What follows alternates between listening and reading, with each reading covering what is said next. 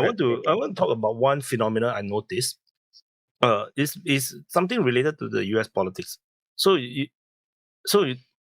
one thing, like, Trump, before he started to go into politics, people like in United States really love Trump, and then like from both sides of the political spectrum, they both love Trump. Then Trump go into the politics, and then suddenly half of the American think that he's racist. Then now the same thing happened to Elon Musk. Elon Musk is like one of the next most popular guy since, and then everybody says that, feels like he's like the savior, like to American technology and future, the god of space age, and then because now he supports Trump now, a big group of people now is anti Elon Musk. Like even when he bought Twitter, it's the same thing. Sorry, Nunia? I don't think it's because of supporting Trump. I think it's because really when he bought Twitter, right, and he wouldn't play ball with the 3-letter agencies on censorship and stuff. That's when it all started with that guy, right? Like you can be, everybody's hero until you decide to go against the established narrative.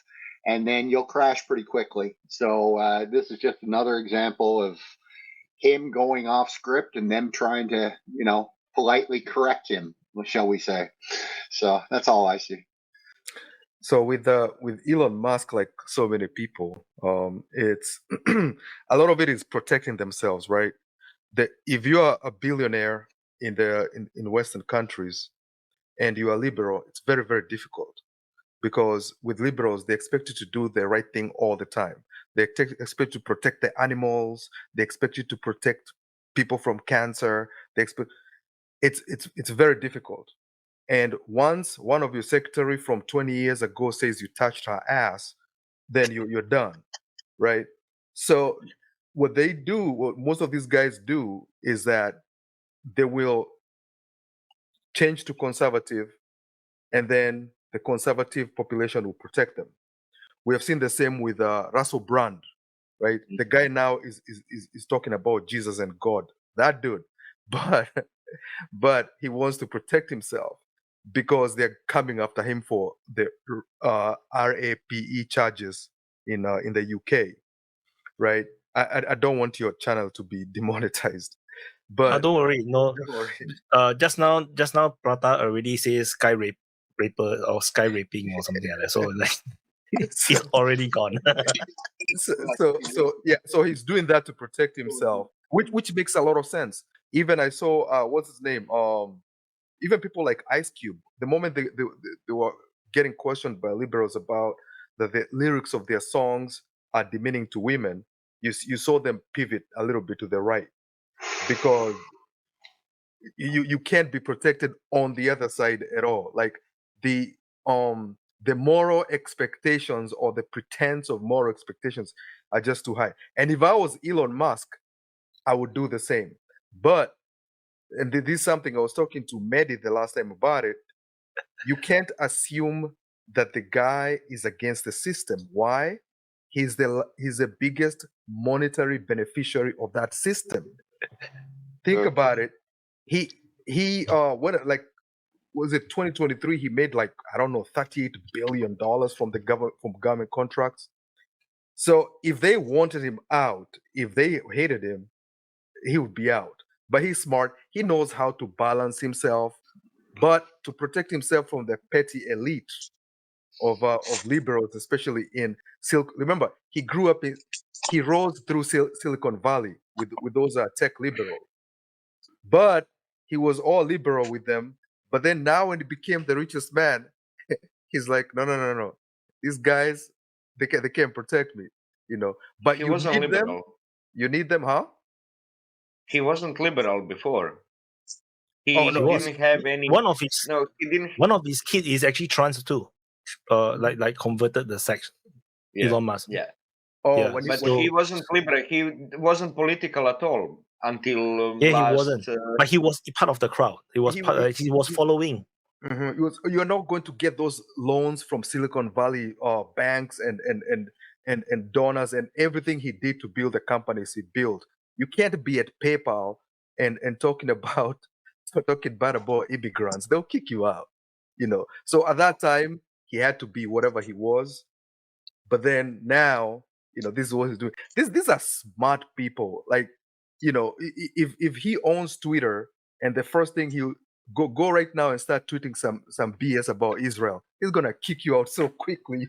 Are you trying to say that he sacrificed one of his child so that he can gain the commercially?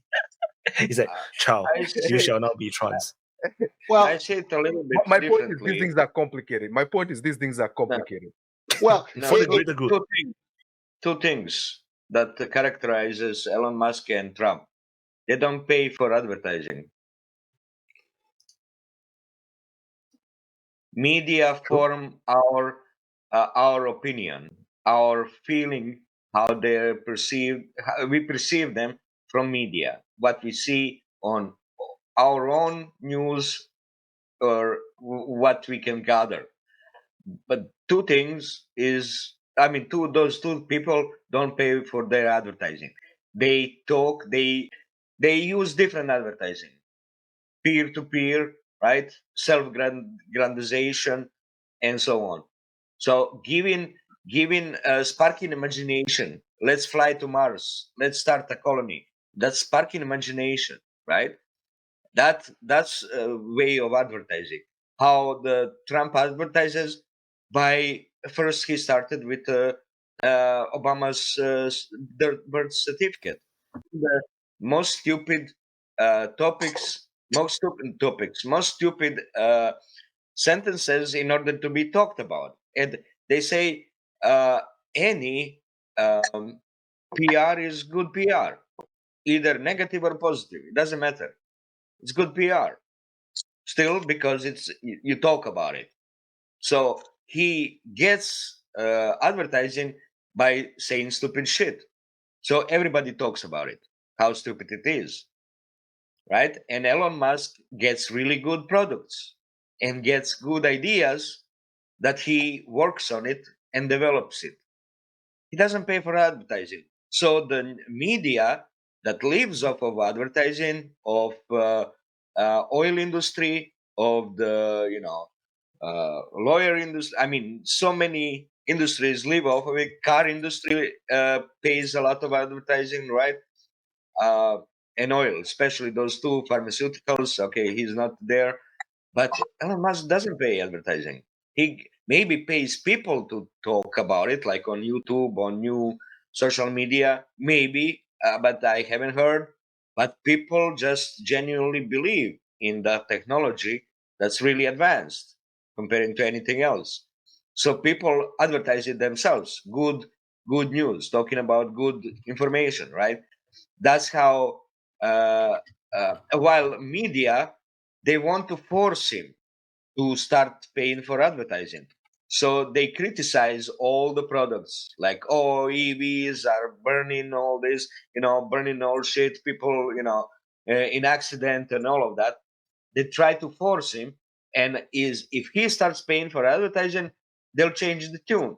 They'll switch 180, maybe 360 or 270, depends, right? They'll shift immediately and glorify his products. That's how I see those two people different from rest of them that pay the advertising. And advertising is now continue being like a major employer, PR and all of that, marketing. It's a major employer. It's another bullshit job created because you don't have industry anymore in the West. It's another service economy from marketing. That's how they work on us, through marketing, right? You look why one of the ads work. Obviously it works because it sells idea, it sells philosophy, it sells the thinking, right? It sells that, not so much that talks about product. It just sells the philosophy that people would agree and want it. So many of them do that, right? That's what's happening. But these guys don't pay advertising. It's a huge spoke in a wheel Let problem. Nunya talk. You repeat the Yeah. same sentence like 10 times already. But it's so important, right? Nunya. No? Okay, I don't even remember what I was going to say now. But no, I think in terms of like the media and how they kind of shape the narrative and use people like Elon Musk, you know, business leaders, they use celebrities, things like that.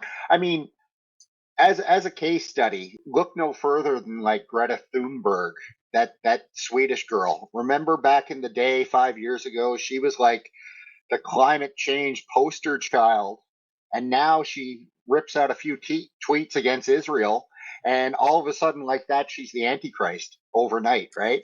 So it's a perfect example of how, I guess, if you're part of that world, you know, and George Carlin once referred to it as the big club.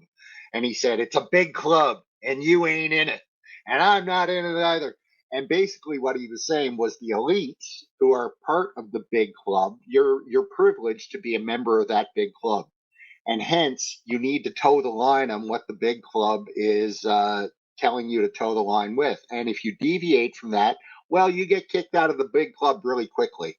And they use all sorts of nasty methods to do that. The Epsteins of the world, the P. Diddy's of the world. I'll say no more on that, but you know where I'm going with this.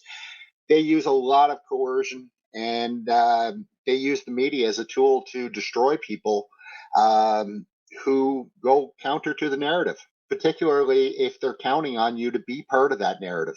So Musk, he was part of that narrative, and if he sways from it, he'll get destroyed. And that's what they're trying to do now. How successful they'll be depends, right? Like there are certain people who are just so powerful, so wealthy, whatever, that they're pretty much untouchable. And maybe Musk is one of those people. I'm not sure. But, you know, that's the general playbook of the media when it comes to any sort of influencer. You either toe the line or we'll help you toe the line.